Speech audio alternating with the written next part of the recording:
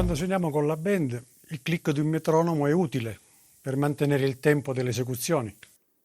Di solito lo usa solo il batterista, perché tanto gli altri lo seguono. Oppure può essere mandato in cuffia anche ad altri musicisti, nel caso ci siano parti senza ritmica. Ma se invece di usare un metronomo riusciamo a mandare il click direttamente dalla tastiera, è ancora meglio, perché in ogni performance possiamo salvare il tempo e quindi con un dito sul liveset abbiamo selezionato sia il suono che il tempo del brano da eseguire.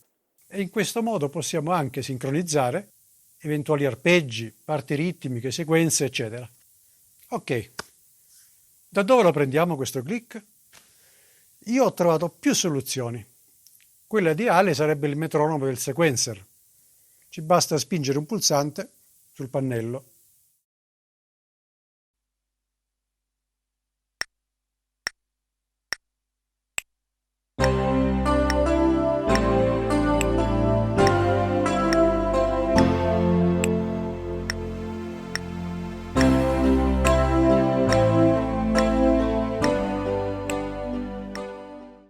Il problema è che il click deve essere udito dai musicisti, ma non dal pubblico.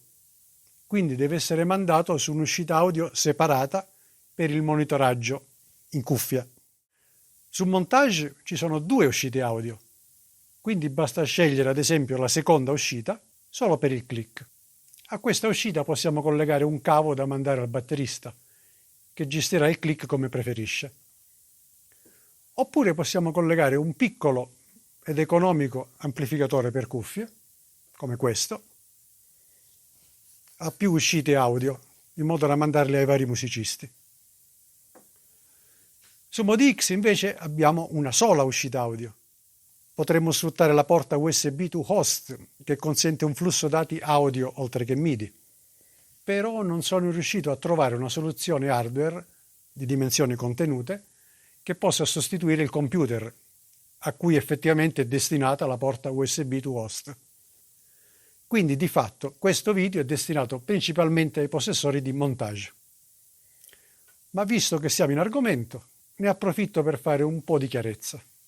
Prima di tutto, dietro la tastiera abbiamo 2 prese USB, la USB to device e la USB to host.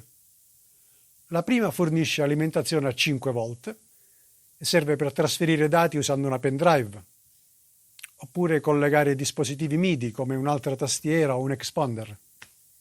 La seconda è tipicamente usata per collegarsi a un PC, un tablet, un cellulare, eventualmente con un adattatore per il cavo.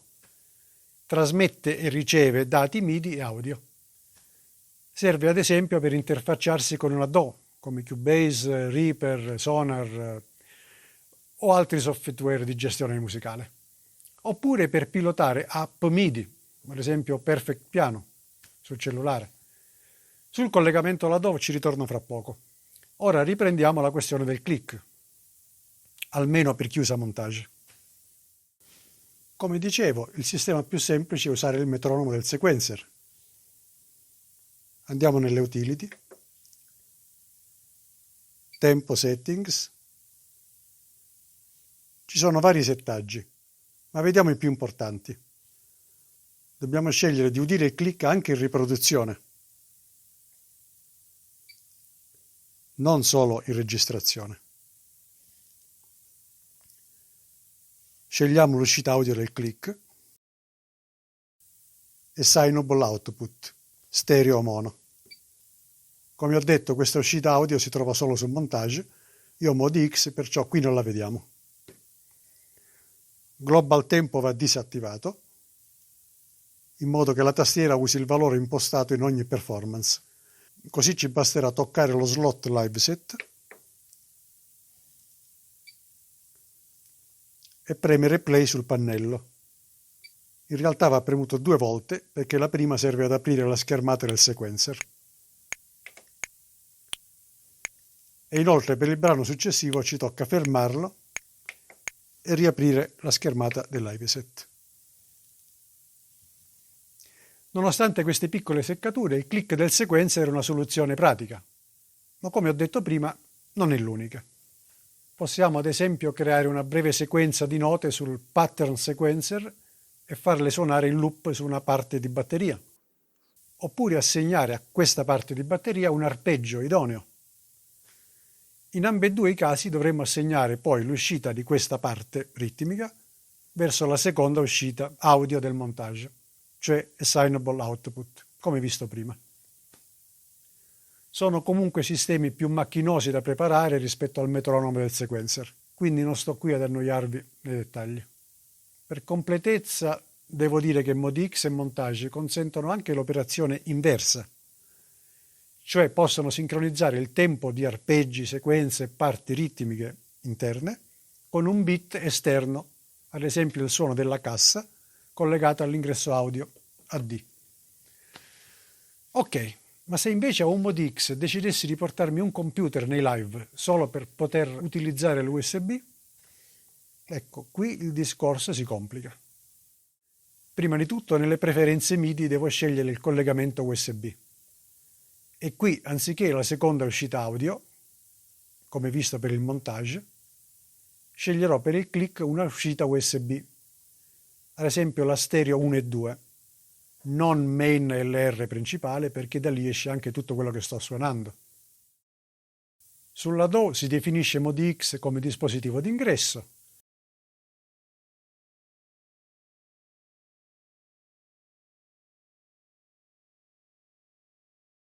Si crea una traccia audio, si arma la traccia come se si volesse registrare e si imposta lo stesso ingresso USB usato come uscita del click dalla tastiera. Così quello che suoniamo uscirà da cavi audio, mentre il click passerà via USB verso il computer. Ovviamente esistono software più specifici come Camelot, Mainstage, che però non conosco e quindi su questi non mi esprimo. Comunque nel mio caso sulla DAW ho trovato un problema, che non è detto abbiate anche voi.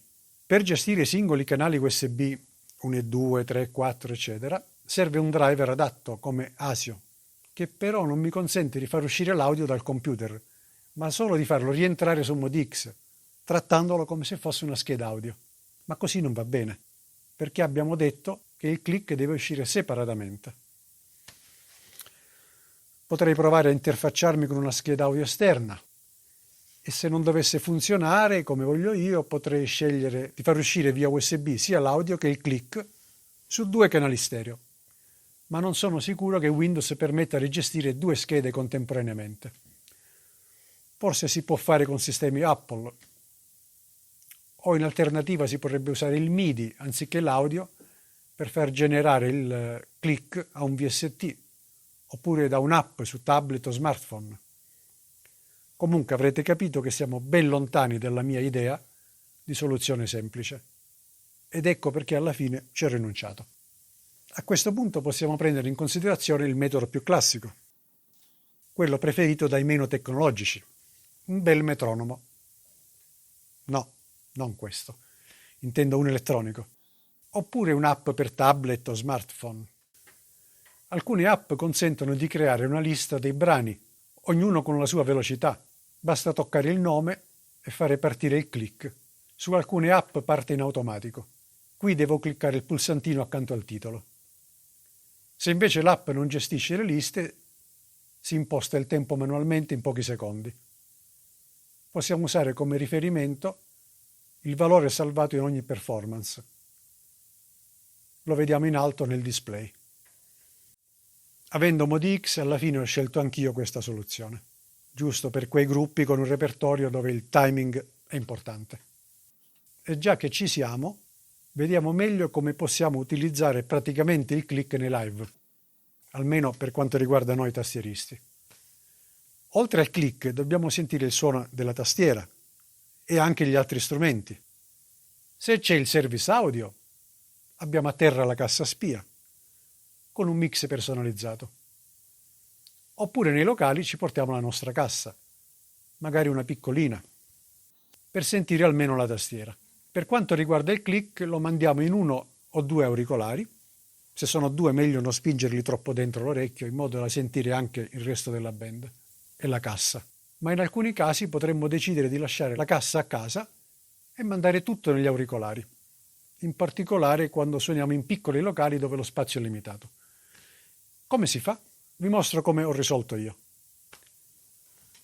Qui di fianco, su un leggio, ho sistemato il tablet e un piccolo mixer. Se c'è pochissimo spazio potrei sistemarli anche qui sulla tastiera. All'uscita audio del tablet collego un connettore a Y, così mando il click sia al batterista che all'ingresso mono del mixer. A un ingresso stereo collego l'uscita della cuffia della tastiera. Se usate più tastiere prendete un mixer con più ingressi. E per gli altri strumenti, visto che sono collegati tutti al mixer principale della band, prendo l'uscita cuffia di questo e la mando in un altro ingresso del mio mixer, al quale poi ovviamente ci collego il mio auricolare. Se c'è il service invece mi farò mandare un mix al posto della cassa e lo metto qui. In questo modo ho tutto a portata di mano e regolo i volumi come mi pare.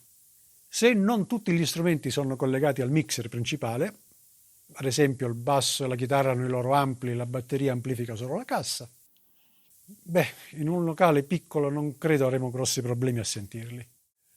Tornando al problema di come usare il click da Modi X, se qualcuno dovesse trovare una soluzione pratica, la renda pubblica e gli offriamo pure da bere. Ciao a tutti!